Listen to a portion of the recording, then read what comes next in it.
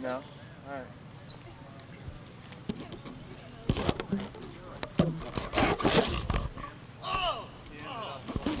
Get the hard wire out.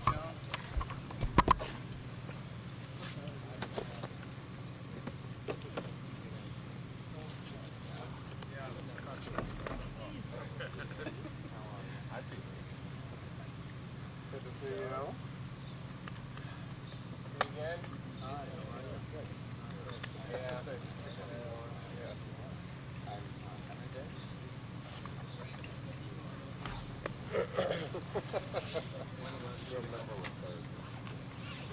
Traveling carnival, you know, and that's, you get to know these people quite well after 60, 21-hour days. Yeah, and you knew most of them to begin with.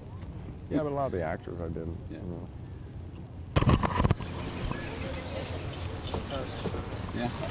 Some of the, what I'm going to do with the story is it'll go national, but it'll also play here probably in a little longer version. Right. A little Baltimore, not Baltimore. Yes. We haven't quite started. I'll keep my hand out of the way. All right. So I'm supposed to answer with a question and the answers? You don't have to. Okay. Good. Okay. Yes, no. No, I'm... Thank you. Maybe I'll tell you, maybe I won't. All right. It's too bad there's no You ever phone. done interviews like that? Oh, many. Really? Many, yes. Many of them. Yeah, too many. I remember the last time, though, although I didn't do the interview, there's no phone here for you to pick up and be mean. Oh, right. No, that wrong number. Okay. All right. What's the movie about? The movie's about juvenile delinquents in 1954 and how much fun it is to be a juvenile delinquent. Because I always wanted to be a juvenile delinquent, but basically my parents wouldn't allow me to.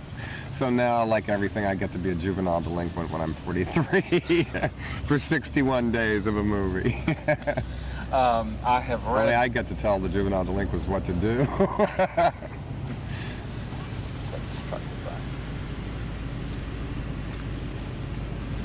not right there.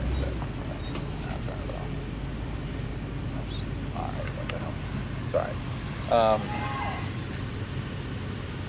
I read that you wrote this with Johnny Depp in mind, the character. Well, no, I didn't, but halfway through this writing of it, I thought, God, who's going to play this? So I went out like a child molester and bought like $30 worth of teen magazines. I was so mortified, standing there by myself buying these teen magazines. And I saw him and I read about him and I just thought he would be the best, you know. And then I knew that he was a good actor, too.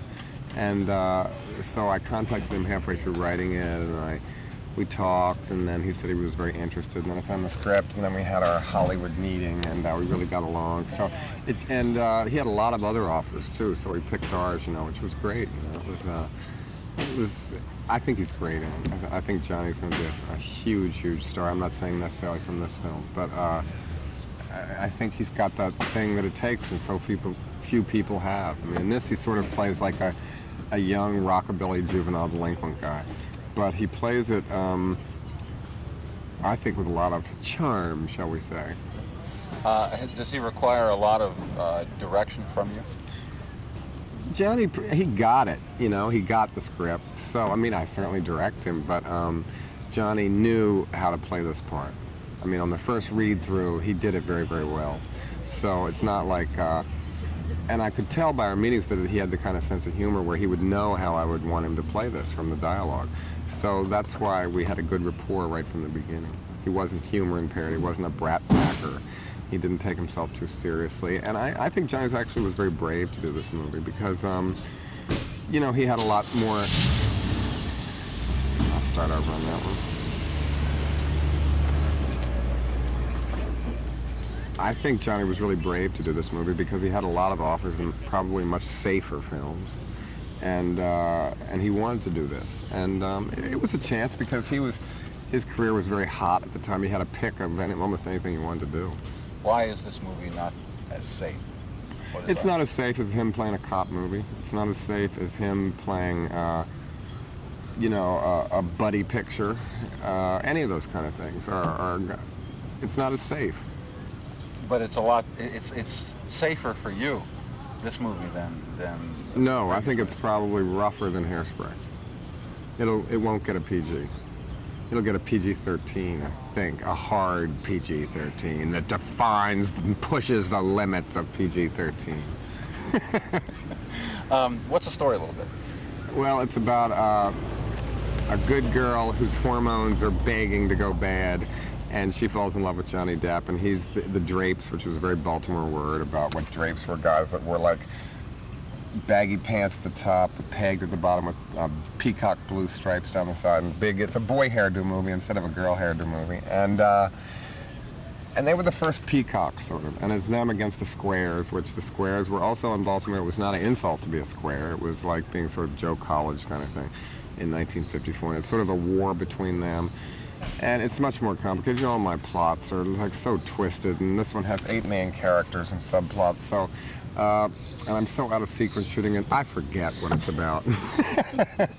It must be kind of strange for people who have not seen your previous movies to walk in a video store having only seen Hairspray and picking up that stuff. Well, I always thought that's funny. Like when Hairspray came out and said, "Oh, we loved Hairspray," and said, "Let's get Pink Flamingos." And maybe it's about Florida. Who knows? I know some older woman came up to me in the supermarket and said, "I love all your films." I said, "You do not." And she said, "Oh, well, I haven't seen all of them." I knew there was no way this woman loved Multiple Maniacs. Tell me about you really have, except for a couple of people, this really is not, I mean, it's a completely different thing in a lot of ways. All your cast. I think it's the same as all my movies. I think all my movies are in some ways the same. Sense of humor is the same. They're always about people that are underdogs that win. They're always about unconventional people that win. They're still like that. It's different in the fact that Divine isn't in it. It's a boy movie rather than a girl movie. But it's the same kind of movie. It's a John Waters film. I mean, there's puke in it. You'll be happy to know.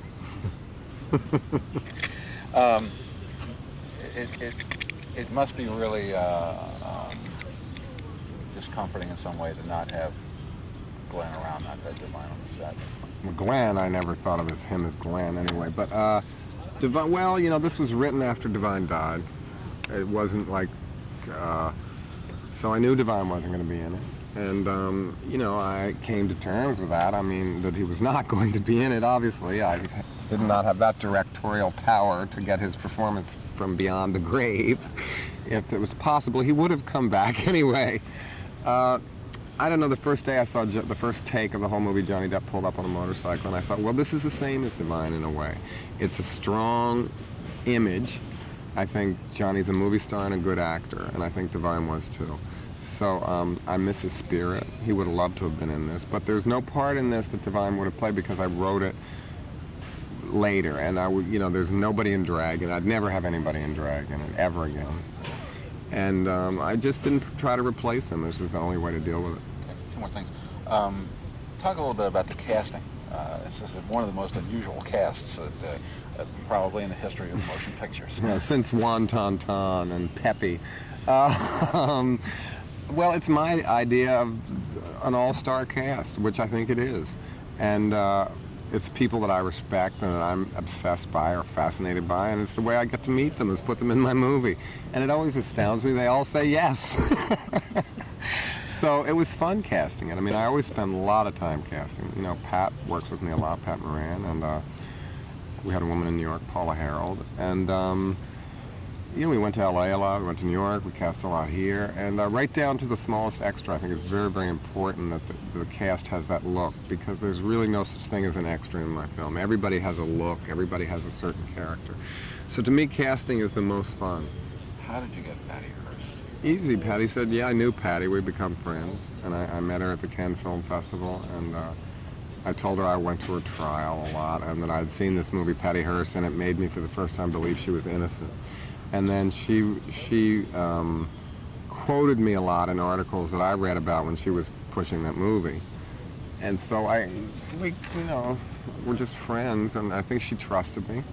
And that's why she did it, because I want people to have fun with Patty Hearst in the movie, and I think she knew that. I think she basically trusted me that I wasn't going to do something that was going to make her look bad, and I don't think I have. What's the biggest advantage and the biggest drawback to having a large budget?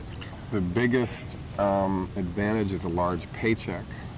The biggest disadvantage, there isn't one especially. The biggest disadvantage is it doesn't make it easier at all. It makes it maybe a little harder because there's just more people. There's more. I mean, when we move, it's like there's millions of trucks. You know, it's not like the old days you hop in the car with a camera and go somewhere. You got to move 30 trucks now. And it's bigger, it's more cumbersome, and it's slower moving. But I think it makes for a better movie, certainly, and an easier movie to watch. But to me, it doesn't really seem that different because it's been gradual each time, you know, with each movie. So, and I guess there's more pressure for you to have a hit. And to have a hit, more people have to see it because it has to gross about 3 times what it costs to break even. Is it more fun? Is it more fun? In some way, it's always fun to make movies, but it's fun in hindsight. Because when you're working on it, it's like such hard work, and it's like pulling your hair out, and it's raining, oh God. It's fun, yeah, but it's work. And I guess the most fun about it is thinking about it when it's over. But we've certainly had fun making it. I mean, there's been some wonderful times that I wish I could tell you that I can't. Okay, just talk a little bit about the scene we're going to be. This is it's a juvenile delinquent swim club takes place at, and this is the headquarters of it, and it's run by Johnny Depp's grandmother, who's played by Susan Terrell, who sort of like has a hot car ring and sells stolen hubcaps, and so this is where they live. This is their home. And what happens in this scene that you're shooting today? This is where Johnny's coming home, and the kids come running out. Pepper, who's played by Ricky Lake, has 2 illegitimate kids, and Iggy Pop, who's Johnny Depp's stepfather, in it. We're just sort of introducing the family. This is in the beginning of the movie, this scene. So you're just sort of seeing them come home. This is the first time you've seen their house, and they go inside, and there's hidden a secret clubhouse in there where walls spin around and everything. Of course, it's not really in there. It's in another set in a warehouse. When do you expect the movie to be released? I'm not sure exactly. I think probably no earlier than March. Probably March, April. Big release, lots of theaters. Who knows? You know, I hope so. I mean, that's the plan. But you know, they do all this marketing and all these test screenings, which are really frightening. I've been through it before with Hairspray, and so they go through all that stuff. But I've liked their ad campaigns I've seen so far. I mean, they've been, you know, hey, we have Universal, you know. It's, Does that mean you're going to be on the tour? On the tour? Well, it's great this time. I have all these, I mean the Universal tour, right. Yeah, they could have us in a little dingy corner, right? After the earthquake, right when you're by the exit, when you're leaving. What the hell was I going to ask you? I don't remember. So you're going to wrap up. You've had some problems with rain. Yeah, but we've only, as much as it rained, we really only lost 3 hours one night, where we had to go home. Now, what are these Hollywood meetings really like? What goes on in Hollywood meetings? And Hollywood meetings they're important. That's when the deal happens, if it's going to happen or not. Brian Grazer from Imagine Films read the script in the morning and said yes that morning, which is amazing. It used to take me a year of going out with people asking them for money. What happens in them is which kind of meeting? With actors, see, if actors reach a certain level of stardom, they don't read for you. Their agents won't let you read because they figure you know that they're a good actor. So you just have this meeting, you sort of size each other up. And that's why I hired Polly Bergen, because she was so great at the meeting. She bought pictures of herself from the 50s advertisements, and she had a great sense of humor. And I check them out to see if they're humor impaired, because if they're too serious, they ain't gonna fit in a John Waters movie, and I'll kill them by the end of 3 months. So basically, that's what you settle at meetings. And I'm sure they want to see if I'm drooling or, you know, see if I'm completely insane. So that's what to just check each other out, I think, is basically what it is. But with producers, the Hollywood meetings are totally different. I mean, they're like, well, I don't have to do that thing because the agents do all that kind of stuff. So I don't have to talk about money anymore. I don't have to do those battles, and the agents do, and they love nothing more than doing that. So, so that's what happens on them. With the producers, when you pitch the movie, you go and you have 20 minutes to go in and tell the story. So it's the ultimate door-to-door salesman, basically. You have to be a salesman, and all the, you know, the comedy clubs and college lectures I've done really helped me prepare for that. It's just another stand-up routine for 15 minutes, basically. All right. Well, great. Okay. Perfect. Thank you. Good. Yeah.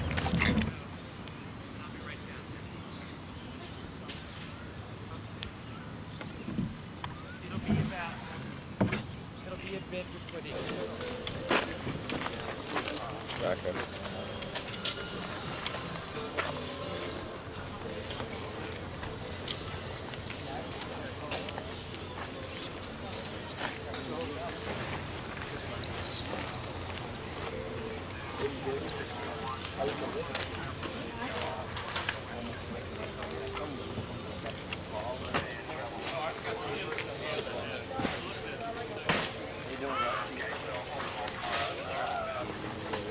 Is that green or what? How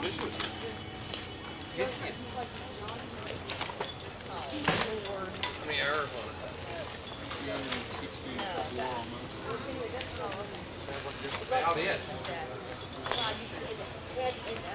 Mo? Boy, is that blood and money. Good in quick now. So whoop-de-doo. Oh no, that's what Jack.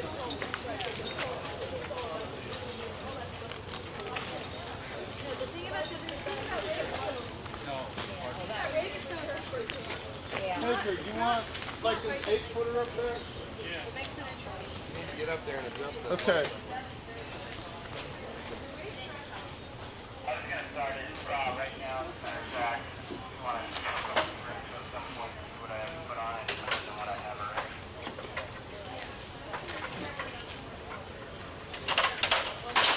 Okay, thank you. Good, Tom.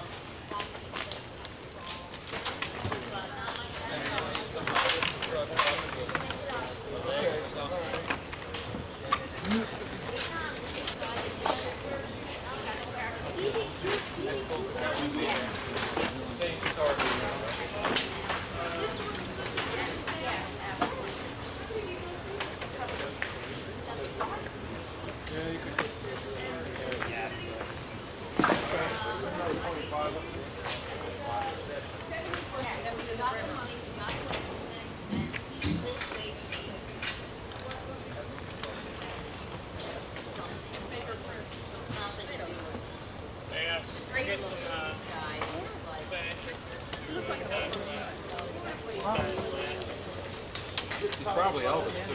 Could have been Elvis, yeah. Look at that. But did you see that composite? That's the newest great. How you doing, Tom? See, it takes 5 people to just push this dolly around. The dolly track already. Okay.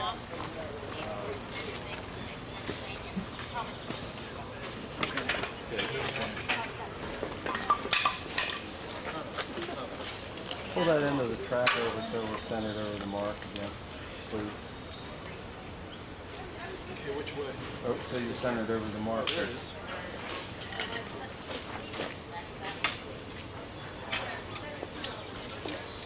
My brother says it too, and then he says, that's it.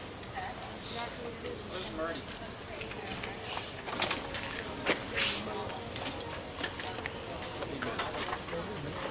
Hang on a second.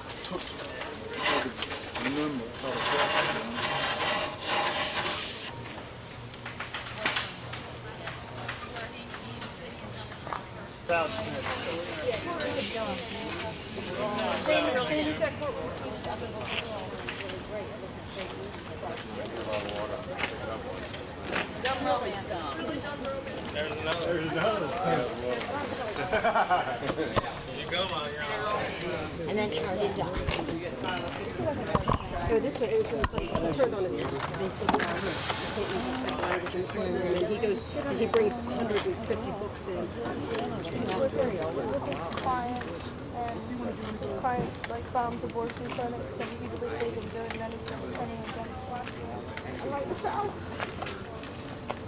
Mom said no more down.